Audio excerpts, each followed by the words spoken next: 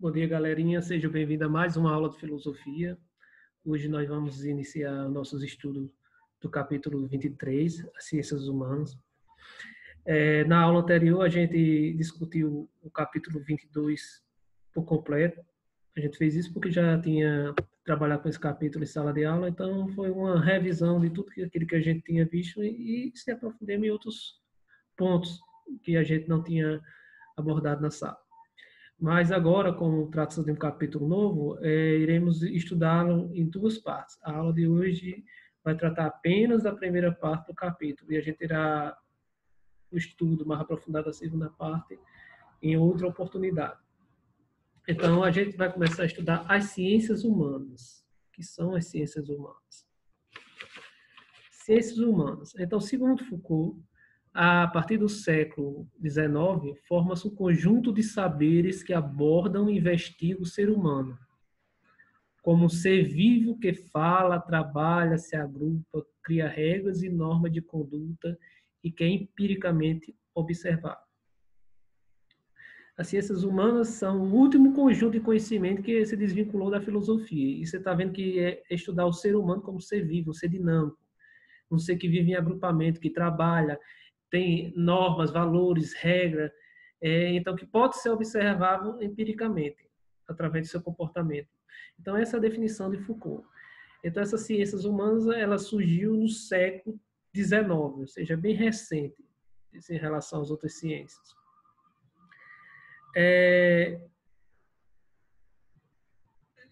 Uma das grandes discussões com o surgimento da ciência humana era que modelo e método deve ser utilizado. Que modelo e método vai utilizar para desenvolver os estudos na ciência humana? Então, a primeira coisa é o modelo matemático é inadequado, porque não pretendia construir intelectualmente objetos, e sim observar objetos existentes como dados empíricos. Então, ele dizia que o modelo matemático não dava certo, porque trabalhava com a questão da razão, mas ele trabalhava também com a questão hipotético-dedutiva, né? Que partia do geral para o particular. E ele dizia que isso não dava certo para trabalhar nas ciências humanas. Então, foi descartado o modelo matemático. E o modelo das ciências naturais, que foi o que restou, que se baseia nos procedimentos de observação, experimentação, indução e formulação de leis universal e necessária, foi o modelo que foi utilizado no início das ciências humanas. No primeiro momento, eles utilizaram esse modelo das ciências naturais. Mas o problema é que não é possível utilizar uma transposição integral e perfeita de métodos. Então, eles procuraram trabalhar por quê? Trabalhar por analogia, por comparação. Isso acabou gerando resultados contestáveis. Por quê? Nas ciências humanas, observador e observado se confundem. Já nas ciências naturais, o observador é o sujeito do conhecimento e o observado é o objeto do conhecimento. Ele não pode se confundir. O observador, ele não pode se confundir com o observado e também não pode emitir juízos e valores, algo que é impossível nas ciências humanas, né? Nas ciências humanas, observador e observado se confundem, porque é o ser humano investigando o outro. E os conhecimentos variam conforme a época e sociedade. E é inviável não emitir nenhum tipo de juízo de valor, que é o próprio ser humano emitir juízo de valor. Sobretudo quando ele está investigando ele mesmo, né? Então, aqui do lado, a gente tem algo que caracteriza esse período. Ó, instrumento de craniometria, medir o crânio, usado no século XIX, exposto na ala de psicologia do Museu de Ciências de Londres, Inglaterra, em 2007. As primeiras investigações da ciência humana acreditavam que era possível trabalhar por analogia com as ciências naturais. Você fazer uma comparação com as ciências naturais, estabelecer a relação de causa e efeito, que é algo típico das ciências naturais. Todo efeito tem uma causa, entre características biológicas. O que ocorre é que esse instrumento, ele mediu o crânio das pessoas, e esses estudos que foram realizados por analogia com a biologia, no caso, levou em conta que o crânio dos africanos era o mais próximo de nosso ancestral comum, ou seja, os africanos eram intelectualmente mais desprovidos do que os ingleses e até o plano dos irlandeses. Então, veja que era uma forma que eles utilizaram para justificar a exploração, ou seja, a escravidão e o preconceito sobre os africanos e os irlandeses. Esse é o problema de utilização de métodos. Você achar que métodos naturais podem ser utilizados nas ciências humanas. Aí começou a surgir algumas objeções que eram realizadas, objeções feitas à possibilidade das ciências humanas. Por exemplo, nas ciências naturais, o objeto das ciências naturais são os fatos observáveis, é aquilo que você pode ver, que você pode analisar. E aí, essa observação, ela se dá por meio de experimentações. Por isso que é o empirismo que prevalece, por meio de experimentações. E essas experimentações são realizadas em condições especiais de laboratórios. E uma condição, quando a condição laboratória é realizada dentro desse ambiente de laboratório, você tem uma coisa chamada condição ambiente controlado e repetição. O ambiente controlado é que você permite que não haja aquela confusão entre observador e observado. E repetição, porque você pode fazer isso às vezes que quiserem. Já nas ciências humanas, o objeto seria psicologia, sociologia e história. A psicologia, ela lida com consciência humana individual. Não há como criar um ambiente controlado de repetição. A consciência humana é individual, vai depender de uma pessoa para outra, é totalmente diferente. Uma forma do que eu penso, que outra pessoa pensa, que eu sinto, que as outras pessoas sentem. A sociologia, ela trabalha com a sociedade, e a sociedade, elas são diferenciadas em época, vai depender, mudança em relação à época, e lugar. A sociedade que eu vivo aqui não é mesmo da pessoa que vive lá no Japão. História, época passada, com algo que já passou, não dá para você repetir inúmeras vezes aquele acontecimento. Então, veja que essas são objeções que mostram que o método das ciências naturais não poderia ser utilizado nas ciências humanas. Aqui também tem outras relacionadas às leis. As leis científicas, elas analisam fatos objetivos, relações de causa e efeitos, fatos universais, fatos necessários e trabalha por análise e síntese. Se ela trabalha por fatos objetivos, como é que ela vai considerar a subjetividade das ciências humanas? O sensível, o afetivo, o valorativo e o opinativo. É próprio do ser humano, das ciências humanas, a subjetividade. Não há como. Trabalha com relação de causa e efeito. E a liberdade? Como é que ela vai trabalhar? O ser humano é capaz de criar fins e valores e escolher entre essas opções. Não é a lei natural de causa e efeito. Aconteceu isso, tem de acontecer assim. O ser humano tem a liberdade de mudar, de inventar, de escolher. Fatos universais, que são aqueles fatos que acontecem em todos os lugares, em todos os tempos, da mesma forma, e que não mudam. Como é que vai explicar isso por meio das ciências humanas, sendo que os fatos são particulares? A sociedade humana vai mudar de canto, de sociedade para sociedade, de grupos sociais para grupos sociais, de pessoas para pessoas.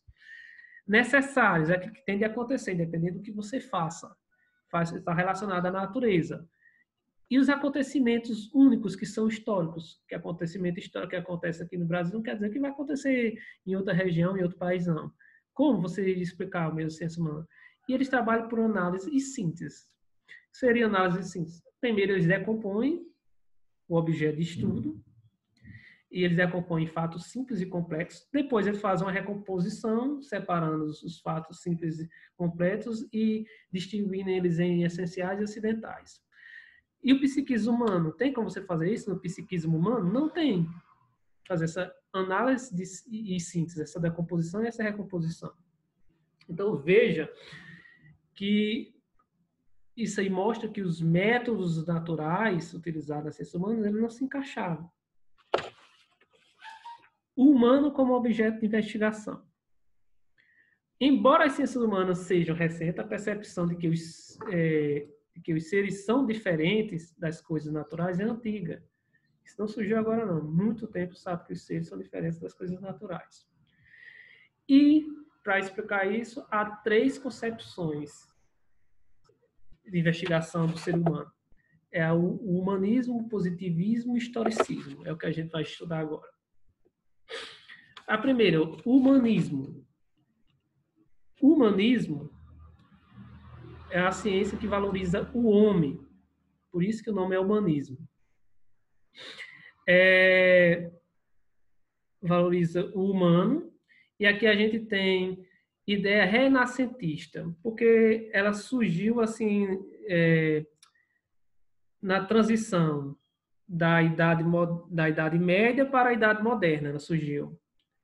Era a mudança do feudalismo para o mercantilismo burguês, nasar do trovadorismo para o classicismo. Então veja que renascentista foi no momento do renascimento, que vocês já estudaram, em que prevaleciam as ideias iluministas. Então, nesse momento, que é de transição da Idade Média para a Idade Moderna, permaneceu o antropocentrismo. O que seria um antropocentrismo? Seria homem como centro de tudo. E ele é contrário à teoria do teocentrismo, que era a teoria que a igreja defendia. Deus no centro de tudo. E Deus, você sabe que Deus naquele tempo era a igreja. Então, a partir desse momento, o homem passou a estar no centro das discussões. Ou seja, todos os problemas que existiam na natureza, na sociedade, estavam relacionados ao homem, não à fé, não a Deus. Então, era a busca de soluções, de respostas, questionamento era direcionado ao homem. O abandono da fé. Na Idade Média foi marcado por essa questão religiosa. Então, prevalecia nesse momento, o homem centro do universo, prevalecia o racionalismo, a razão, e também o naturalismo. O homem era visto como algo que fazia parte da natureza e pretendia compreendê-la através dos estudos e dos processos de desenvolvimento da natureza. Então, o homem era um animal racional, fazia parte desse conjunto e ele tinha que investigar a natureza. E também, no meio das artes, tem a questão, se o homem estava no centro do universo, tem a valorização e o resgate dos sentimentos humanos. Começaram a ser valorizados na arte, na literatura, essa questão dos sentimentos humanos. Em seguida, o estudo do ser humano como agente moral, político, técnico, artístico, destinado a controlar e dominar a natureza e a sociedade. Era um ser político, ético, moral, que poderia controlar a natureza e a sociedade. Então, isso era o humanismo. Em seguida, depois do humanismo, a gente teve o positivismo, iniciado no século XIX com Auguste Comte, para que a humanidade atravesse 3 estados progressivos. Então, primeiro, o que é o positivismo? O positivismo ele se baseava na ideia de progresso contínuo da humanidade. Acreditava aquilo que a gente viu, que sempre o novo era melhor. A humanidade estava sempre em progresso, então ela tinha sempre buscar o novo, sempre melhorar. E ele dizia o seguinte, que o conhecimento científico é a única forma de conhecimento. Então, só existia um tipo de conhecimento no mundo, científico, os outros não era conhecimento. E esse conhecimento ele era realizado através da aplicação de métodos científicos das ciências naturais, que é o que a gente viu, que eram os métodos empíricos. Ele tentava se contrapor à metafísica e à teologia, que era o mundo espiritual. A teologia, porque a teologia procurava explicações através de divindades, de mitos. E a metafísica, porque a metafísica era parte da filosofia que procurava responder as mesmas questões da teologia, só tem que através do raciocínio. Mas ele se prendia as mesmas questões. Então, a teoria dele, a científica, positivista, era uma teoria que valorizava a ciência.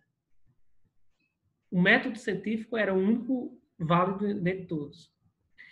A gente tem que saber mais ou menos como foi surgiu isso. Isso surgiu entre a Revolução Industrial e o Iluminismo, né? Então, esse momento de surgimento entre a Revolução Industrial e o Iluminismo, que surgiu a teoria positivista, a Europa estava passando por uma série de mudanças.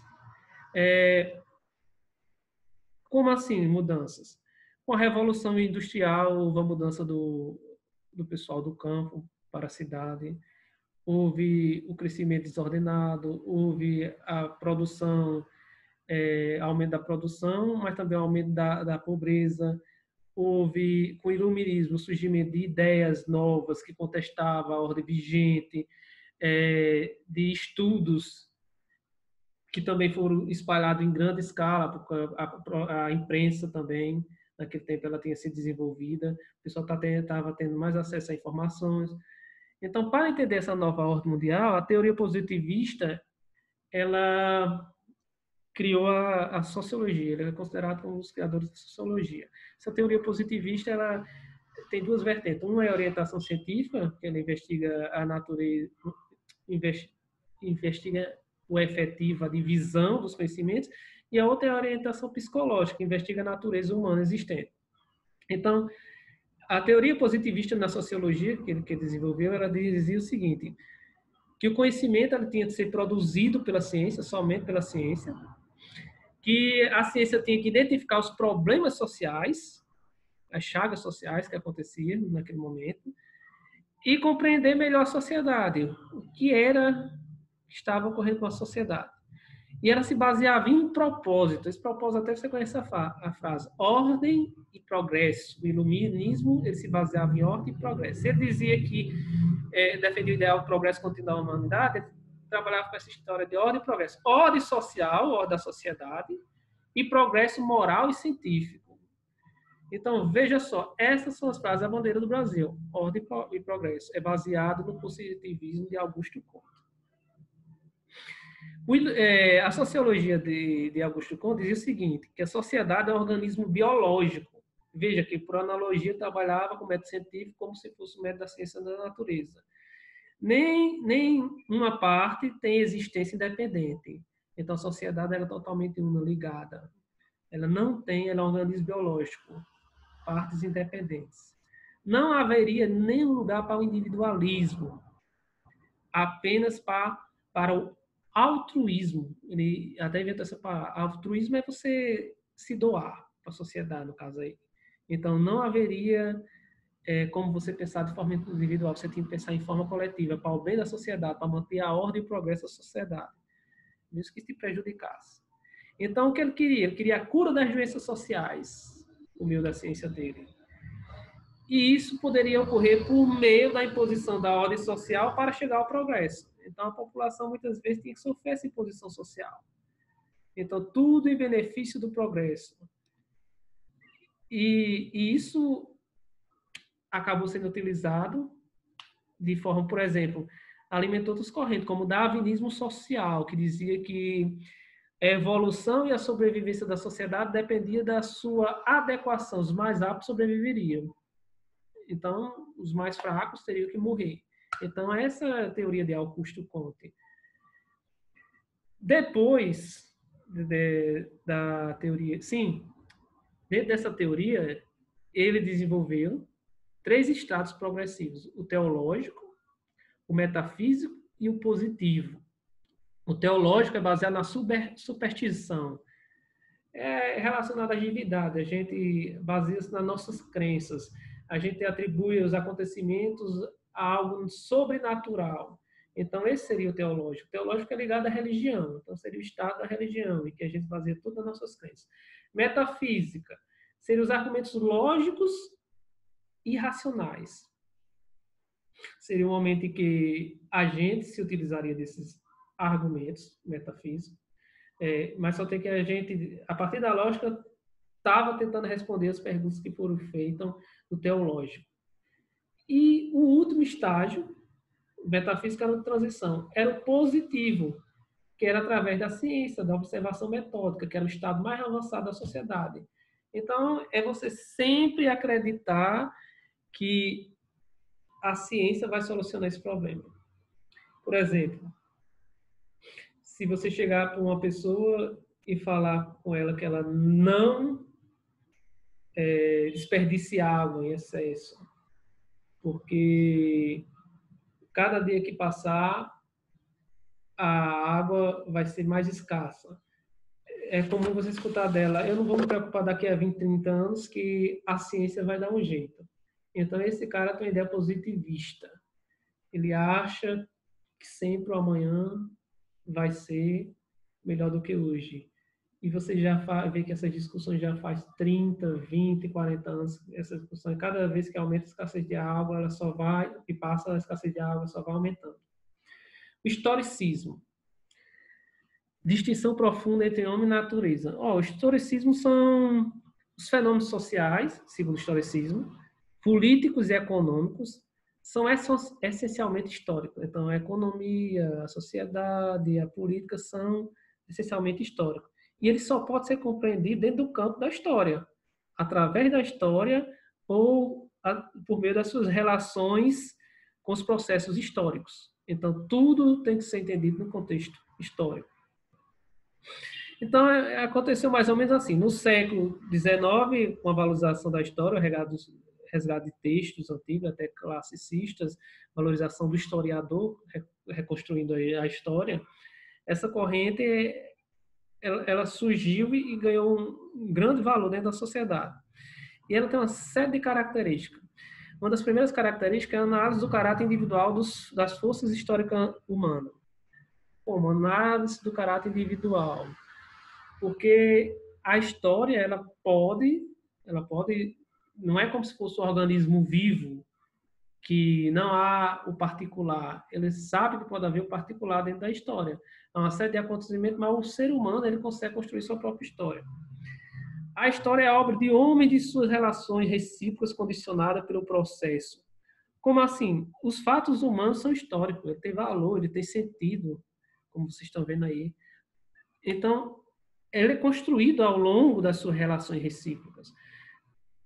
O ser humano ele é construído por suas relações, por sua vivência ao longo da história. Então, é como se fosse assim, você é produto da sua história. A sua história tem como consequência você. Rejeição da filosofia da história e do alimento às ciências históricas, às ciências naturais, contra as positivistas. É o que a gente acabou de comentar, que há essa distinção profunda entre homem e natureza e distinção entre ciências naturais e ciências humanas.